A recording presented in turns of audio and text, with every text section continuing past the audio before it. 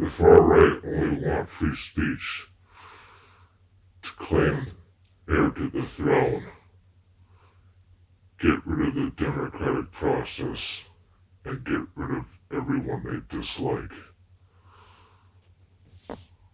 This way, no one can question, criticize, or remove them from power. They're not concerned with progressive principles like human rights or democracy, and will use what little left of democracy we have to get rid of it entirely, even if it includes a military coup d'etat once they get into power. You better believe it. Trump goes by Hitler's playbook with his rhetoric, wanting to charge people with treason. Isn't that punishable by death? He wants to designate Antifa as a terrorist organization. He and his supporters scapegoat immigrants on social media for society's social problems, no different from the Nazis in World War II Germany. Hitler wanted to get rid of his political enemies, just like Trump wants to get rid of Antifa, which would be a slippery slope in eternity since Antifa is a state of mind, isn't it? That can't be stopped unless you jail everyone for their views. After all, there are no leaders, and it is a movement. Antifa was born in Berlin to fight Hitler's brown shirt army. Trump is no different, considering his treatment of immigrants and his threats against his political enemies, giving a platform to the far right is setting a dangerous precedent for all of us. We may end up with someone worse than Trump someday because our platformist society permits the free thinking of fascists, which is basically anybody extremely far right-wing politically, such as white nationalists, neo-Nazis, KKK, alt-right Trumpers, those types of people. The people who glorify prisoning, killing, and exterminating liberals, leftists, minorities, and immigrants see Trump as their hero. This is dangerous. Very fucking dangerous, okay?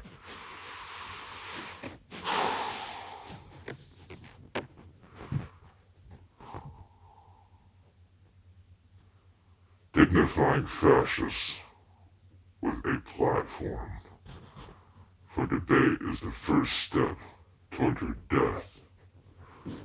Ethnic cleansing, genocide. Alright? That's literally how the Holocaust started. With talking and reasoning with wolves in sheep's clothing. Hitler was democratically elected,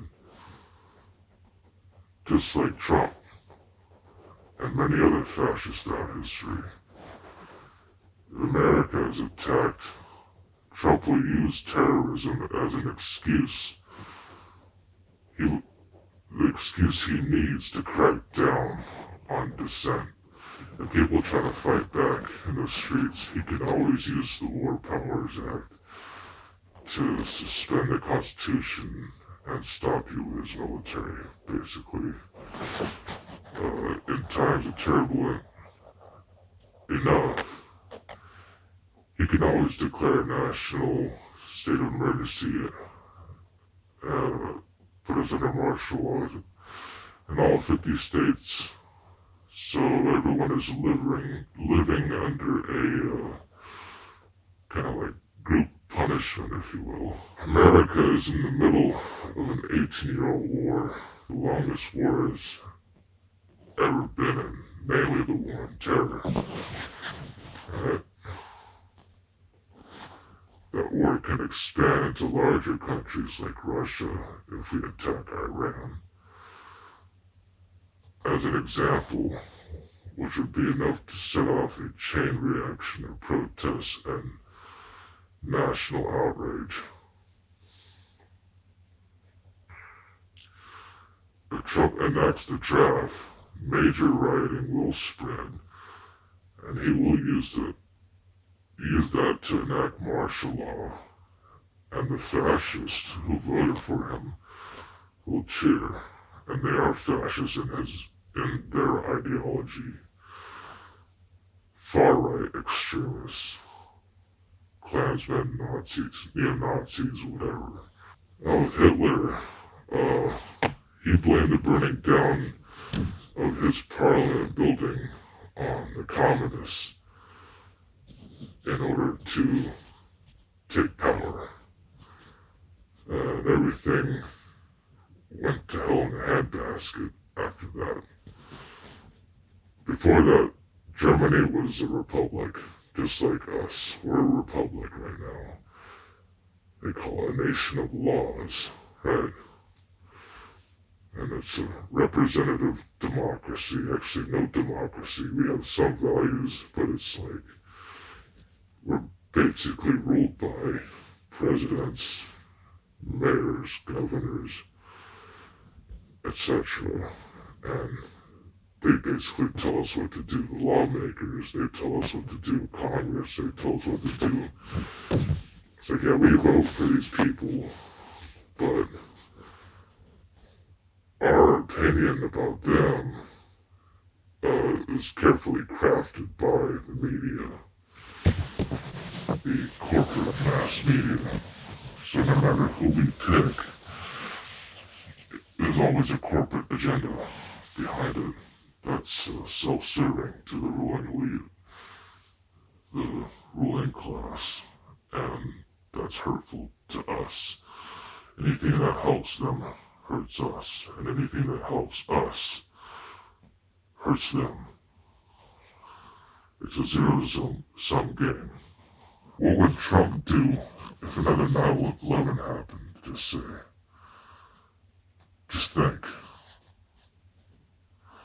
All governments have these superpowers resting in limbo as a protection mechanism to defend their republic, being the Republican system that only serves the ruling class, rich oligarchs, captains of industry, e.g. capitalists, right? The whole world is capitalist for the most part. Because of the Cold War, the war after we fought the Nazis, we were fighting against communism, not real communism, but statist totalitarianism.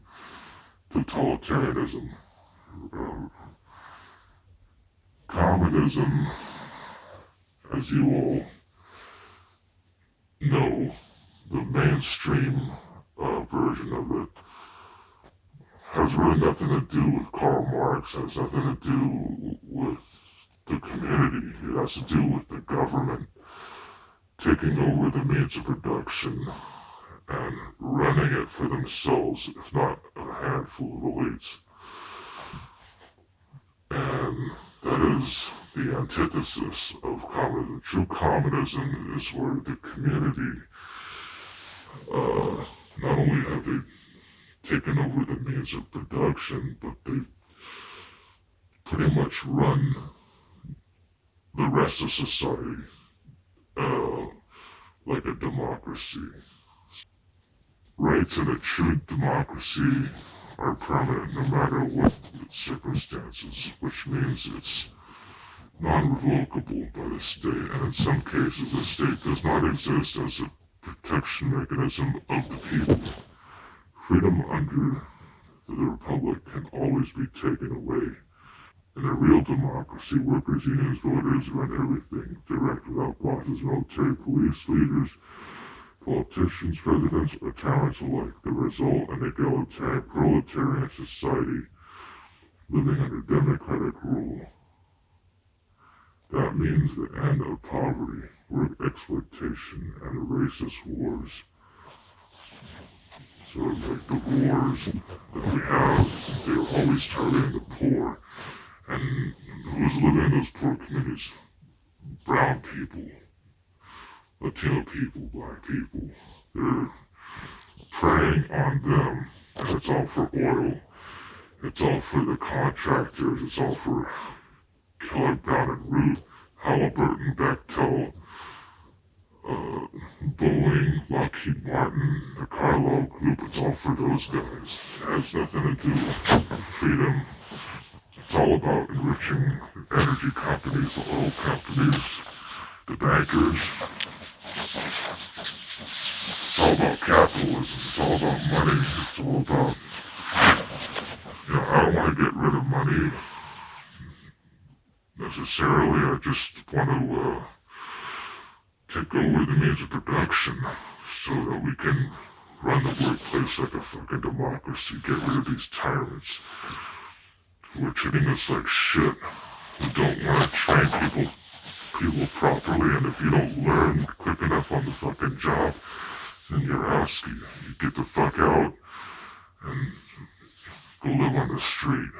That's how they treat people in this country. They call this freedom. This ain't no fucking freedom.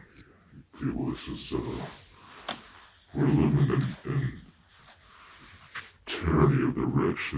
That's what we're living in here. And our fucking political system is a facade. It's a joke. It's run by the same thugs that they control the military, they control the banks, they control the corporations, they control the media, they control us. They control everything. America has enough blood in its hands to cover the world 10 times, thanks to its rich history of genocide, slavery, and neoliberal globalization, making the political system of every country a laughingstock. No matter who you vote for, you still support a system of far-right economics, where the corporation holds all the cards, and there's nothing and no one you can vote for to change it. So long as we live in a republic, we will always be subservient to the rich and their laws, always on the verge of slipping into military control if we ever decide to unite one day for the sole purpose of losing control.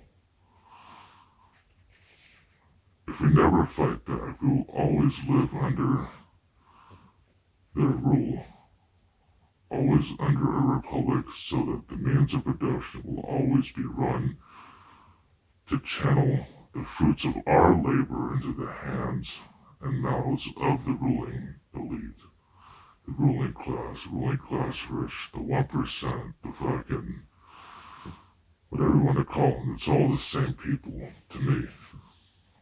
Capitalism is a slave master construct. There is no changing things from within. Revolution to overthrow capitalism is the only real solution, for everyone is a victim of its brainwashing and abuse. The system is unrepentant and can't be negotiated with, for it is unjust, unreasonable, and only tolerates its own violence, while telling everyone to stop being violent.